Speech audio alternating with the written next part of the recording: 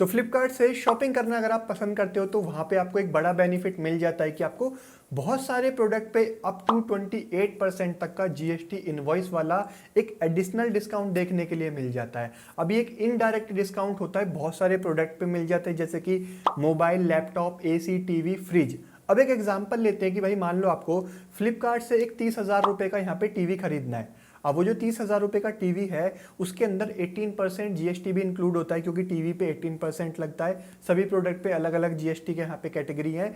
AC पे 28% लगता है, टीवी पे 18% लगता है। अब उस 30,000 में 18% जीएसटी भी वहाँ पे इंक्लूड है। अगर मैं उसको यहाँ पे निकालूँ 30,000 में 18% तो अमाउंट आएगी 4,500 रुपए के आसपास में। एग्जैक्ट आप यहाँ पे देख सकते हो।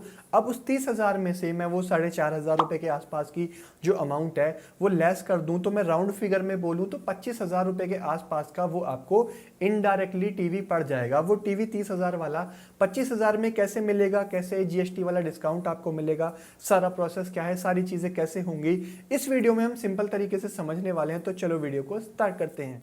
अब देखो, ये जो फ्लिपकार्ट का जीएसटी इनवॉइस वाला डिस्काउंट है ये आपको तभी देखने के लिए मिलेगा अगर आपका कोई रजिस्टर्ड बिजनेस है, आपके पास जीएसटी नंबर है तो। क्योंकि यहाँ पे जो चीज़ें आप खरीदोगे जीएसटी नंबर को यूज़ करके वो यहाँ पे बिजनेस पर्पस के लिए खरीदी जाती हैं। तो जीएसटी नंबर अगर आपके पास है तभी आप ये बेनिफिट ले सकते हो, अदरवाइज आपको ये जो फ्लिपकार्ट का जीएसटी वाला इनवॉइस का डिस्काउंट है वो आपको नहीं मिलेगा।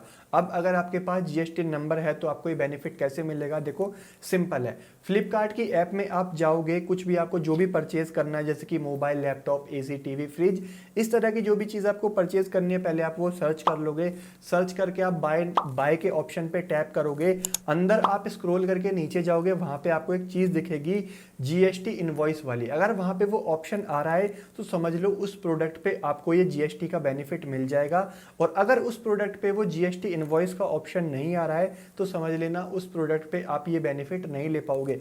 बहुत सारे प्रोडक्ट हैं जिन पे आपको मिल जाता है और बहुत सारे प्रोडक्ट ऐसे भी हैं जिन पे आपको नहीं मिलता।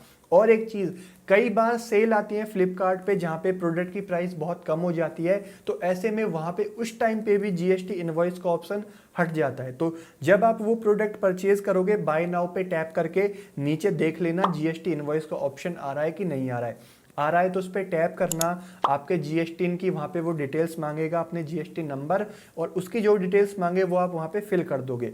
और एक चीज़ का ध्यान रखना कि आपके जीएसटी नंबर में जो आपका एड्रेस है उसी एड्रेस पे वो जो आप प्रोडक्ट ले रहे हो, जैसे कि हमने टीवी का एग्जाम्पल लिया था, तो वहाँ पे आप उसी एड्रेस पे वो वाला प्रोडक्ट जो भी आप लोगे वो डिलीवर कराना जो कि आपके जीएसटी नंबर में आपने डलवाया हुआ है, नहीं तो आगे आपको प्रॉब्लम हो जाएगी। तो एड्रेस आपको सेम रखना है। एड्रेस सेम रखने के बाद सिंपल आप उसको प्रोडक्ट को बाय कर लोगे क्रेडिट कार्ड से, जैसे भी पेमेंट आपको करनी, जैसे दूसरे प्रोडक्ट हम नॉर्मल तरीके से कोई भी प्रोडक्ट बाय करते हैं ऐसे आप उसको बाय कर लोगे।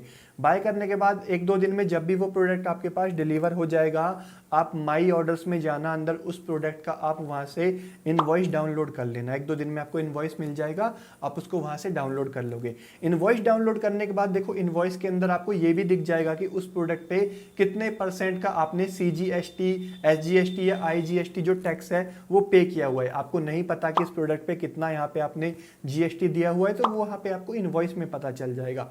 अब जब आप वो इनवॉइस डाउनलोड कर लोगे, अब वो आपको डिस्काउंट कैसे मिलेगा, देखो जितने भी लोगों का बिजनेस है वो अपने हर महीने या 3 महीने में अपनी जीएसटी रिटर्न फाइल कराते हैं। अगर आप खुद करते हो तो आगे का प्रोसेस आपको पता होगा, लेकिन अगर आप किसी सीए से कराते हो, आपके कोई फाइनेंशियल एडवाइजर हैं, तो आप उनके पास चले जाओगे। वो इनवॉइस डाउनलोड करने के बाद आप जाके उन्हें बोलोगे कि भाई मैंने फ्लिपकार्ट से प्रोडक्ट परचेज किया है, इसमें मैंने अपना जीएसटी नंबर डाला था और मेरे पास इसका जीएसटी वाला इनवॉइस है। तो वो आगे का, अगर वो आपके जो भी सीए हैं, जो भी एडवाइजर हैं, वो एक्सपर्ट होंगे, उनको एक्सपीरियंस होगा, तो वो आगे की चीज़ें खुद समझ जाएंगे।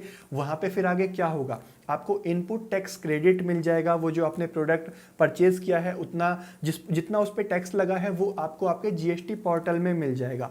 फिर होगा क्या, जैसे कि आप बिजनेस करते हो, आपको जैसे कि टैक्स पे करना होता है। अगर आपका कोई सीए है वो आपको बताता है कि आपको इस महीने इतना टैक्स भरना है या उस वाले महीने में इतना टैक्स भरना है, तो होगा क्या, जब आप ये वाला प्रोडक्ट परचेज कर लोगे, आगे जब आपको टैक्स भरना होगा, फॉर एग्जाम्पल कि आपको आगे 20,000 रुपये टैक्स भरना है और आपने वो 30,000 रुपये का वहाँ पे टीवी लिया जिसमें 4,500 रुपये का आपका जीएसटी था, तो उस 20,000 जो आपको टैक्स भरना है उसमें से वो 4,500 रुपये अमाउंट लेस हो जाएगी। अगर मैं एक राउंड फिगर लूँ तो आपको 15,000 रुपये का फिर टैक्स भरना पड़ेगा, आपका 4,500 रुपये का टैक्स जो है वो वहाँ पे कम हो जाएगा।